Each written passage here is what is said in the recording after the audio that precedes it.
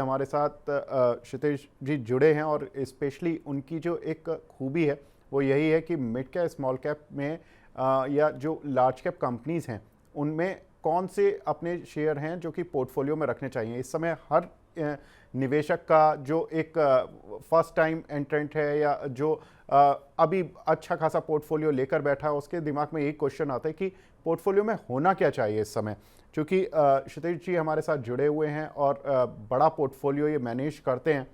क्षितिज जी, अगर मैं पूछूं कि इस समय आप अपने पोर्टफोलियो में सर क्या बाय कर रहे हैं क्लाइंट्स के लिए, और या अपने क्लाइंट्स को जो वेल्थ मैनेजमेंट का बिजनेस चलाते हैं उसमें क्या रिकमेंड कर रहे हैं सर, प्लीज़ हमारे साथ शेयर कर सकें अगर कुछ एक शेयर्स जो आपने अपने क्लाइंट्स को दिलवाए हैं।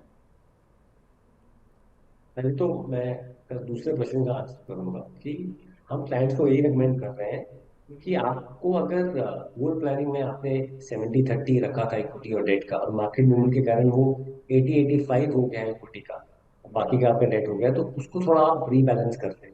और अगर आप डेट में नहीं जाना चाहते तो एक कैटेगरी होती है बैलेंस एडवांटेज फंड की, इसमें टैक्सेशन इक्विटी का होता है और 10-11% का रिटर्न आप एक्सपेक्ट कर सकते हैं। आप वो कैटेगरी में मूव करें। दूसरा हम ये रिकमेंड कर रहे हैं कि that because market all time high है और एक इवेंट सामने है, इसलिए आप अपना प्रॉफिट बुक मत करें।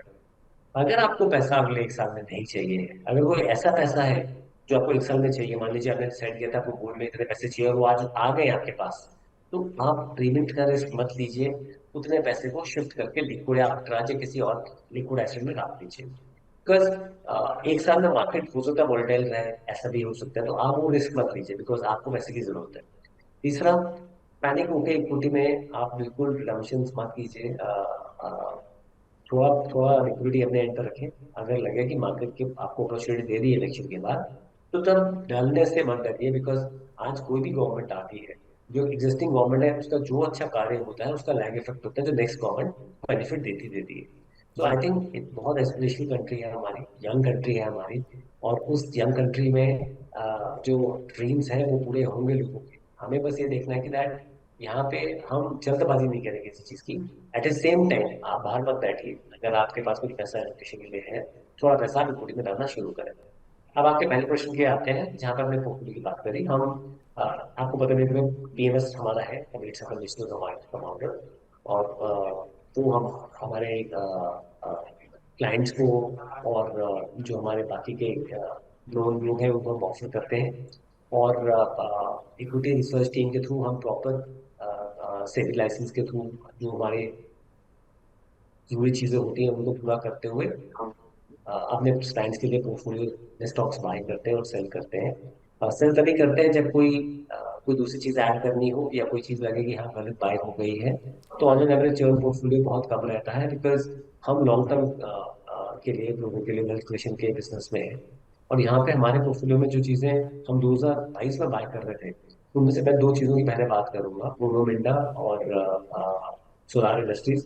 दोनों कंपनियां पिछले 2 दिन में, आज वो मिंडा 8.5% ऊपर थी, सोलार पिछले 2 दिन में कोई 9-10% ऊपर हुई है। तो हम saying both businesses have done very well for us. एक कंपनी ओएम्स में है, एक कंपनी एक्सप्लोजिव में है, और साथ में डिफेंस के लिए पिनाका रॉकेट सोलार बनाता है, हैंड ग्रेनेड बनाता है, और साथ में अपना ड्रोन बना रहा है इंडियन नेवी के लिए। तो company is doing very well. Nagpur based company है, बहुत स्ट्रॉन्ग इकोनॉमिक मोट है। इट्स नॉट इजी कि आप जंगल में जाके बारूद बनाए। तो उनका कोर बिजनेस इंफ्रास्ट्रक्चर का जो कोल इंडिया का हाउसिंग का अच्छा कर ही रहा है, क्योंकि बारूद आपको चाहिए हर जगह पे।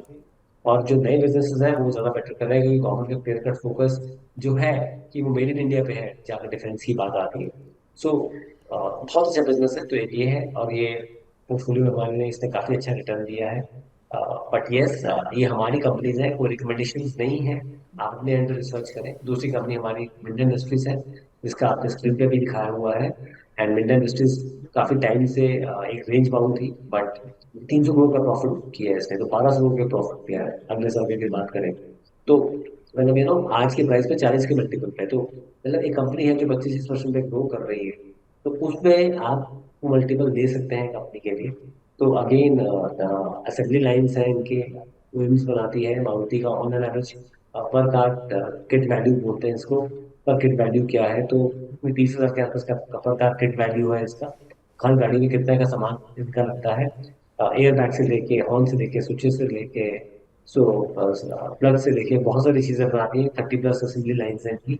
सो ये दो कंपनीज है जो हमारे पोर्टफोलियो में है और दोनों अच्छा कर रही है। एक ओएम ऑटो सेक्टर की हो गई, आपकी डिफेंस की होगी, उसके सिवाय काफी स्टॉक्स कंपनीज है, 30 कंपनीज है। बट ऑन एन एवरेज जो हम बाय कर रहे हैं आज की डेट में, जो नई कंपनीज ऐड करी है हमने, गणेशा इको जिसकी मैंने अभी पीछे बात करी थी, रिसाइकलिंग और प्लास्टिक में है।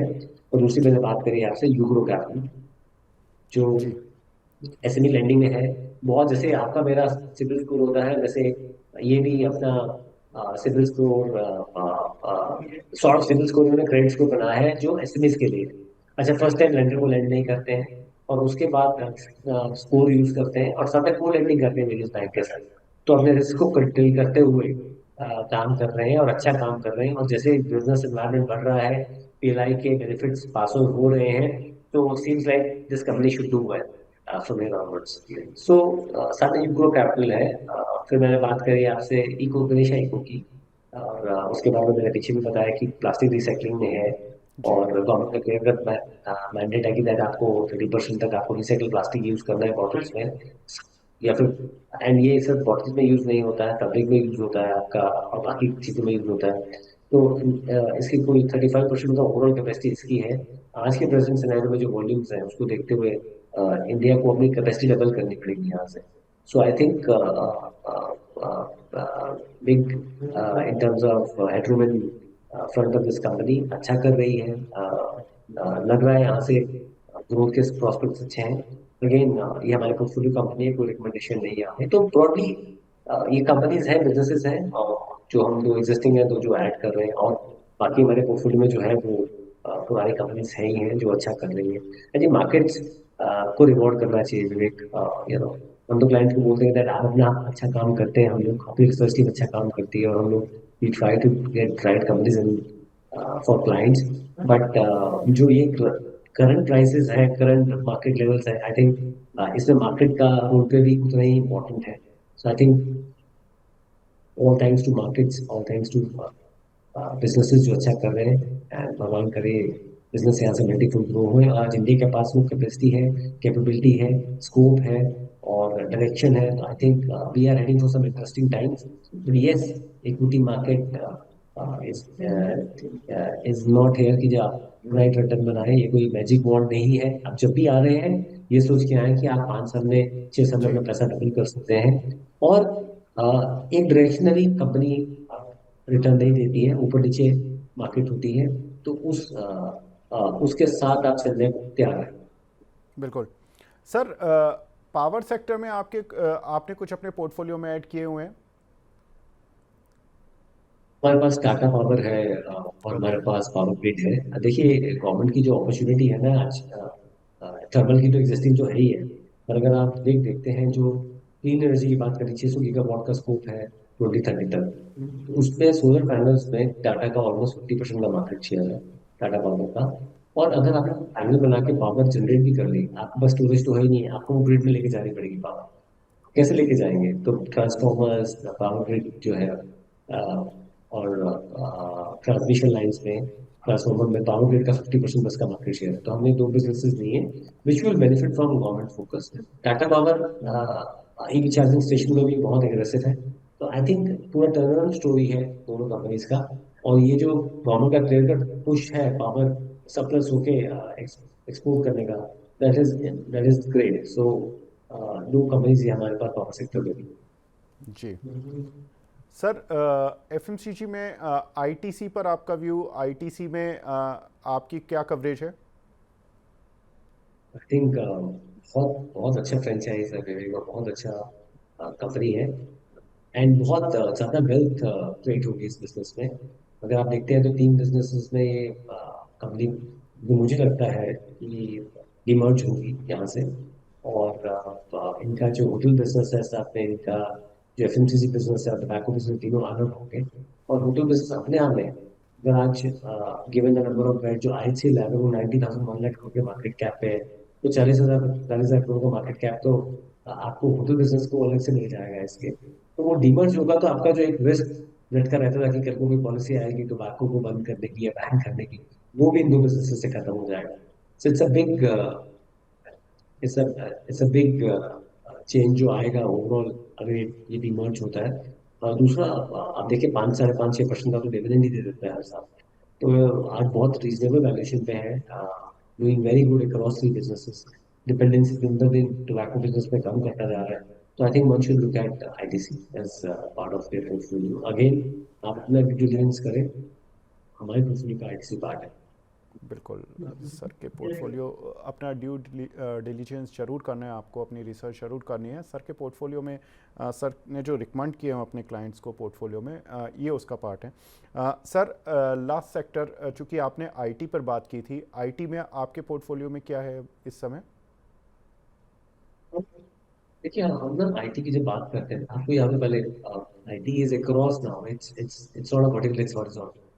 तो हमारे पास केपीआईटी है, टाटा टेक्नोलॉजीज है जो आईटी में ओके। है। मैंने ईवी के बारे में अभी बात कर ली ऑलरेडी कि ईवी पे बहुत मेजर काम कर रही है दोनों कंपनीज अपना सास सिस्टम में बहुत मेजर काम कर रही है। अभी कार क्या हो गया विवेक भाई, कार ना has become more like a toy car in terms of आज के दिन में 25% जो कार का जो ओवरऑल कॉस्ट है वो सॉफ्टवेयर है। रियल टाइम में 50-55% हो जाएगा बिकॉज आपके पास एक नॉर्मल व्हीकल में everything is available at your हाथ। सो बट आई थिंक यहाँ पे स्कोप है दोनों कंपनीज का ग्रो करने का। बिकॉज हमारे यहाँ क्या है कि सिर्फ ये कंपनियां इंडिया में नहीं परफॉर्म करेंगी बट बाहर भी there are lot of clients. जितने भी टॉप के 15-16 ईवी मैन्युफैक्चरर है, कार मैन्युफैक्चरर है, आपका केपीआई के साथ केपीआईडी के साथ काम कर रहे हैं। तो ये दो बिजनेस हमारे पास है जो जो जो ऑन ऑटो साइड पे भी है और आईटी साइड पे भी है।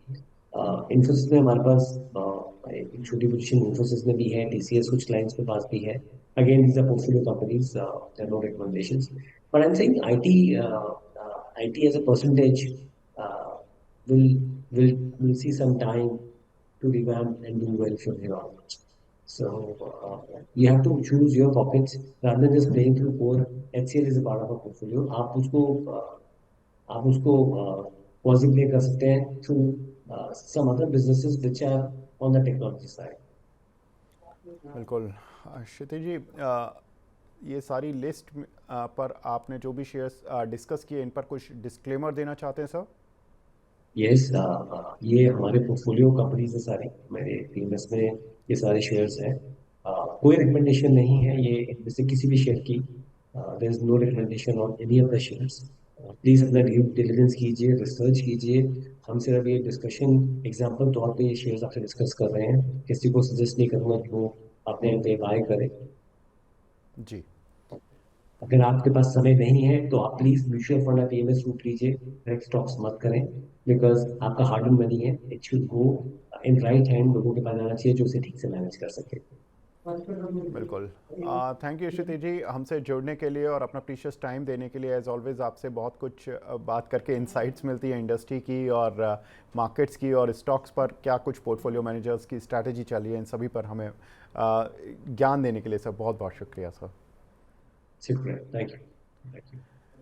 तो ये थे क्षितिज महाजन, पोर्टफोलियो मैनेजर, जो कि बता रहे थे कि इनके पोर्टफोलियो में कौन से स्टॉक्स हैं जो इन्होंने हाल फिलहाल में पिछले कुछ समय में बाय किए हैं, अपने क्लाइंट्स को रिकमेंड किए हैं। तो एक लिस्ट उन्होंने हमारे साथ शेयर की और उन्होंने बताया कि ये शेयर्स इनके पास अपने पोर्टफोलियो में है। क्योंकि चूँकि स्मार्ट पोर्टफोलियो मैनेजर्स हैं, तो काफ़ी अच्छा बड़ा एक साइज़ पोर्टफोलियो का है इनका।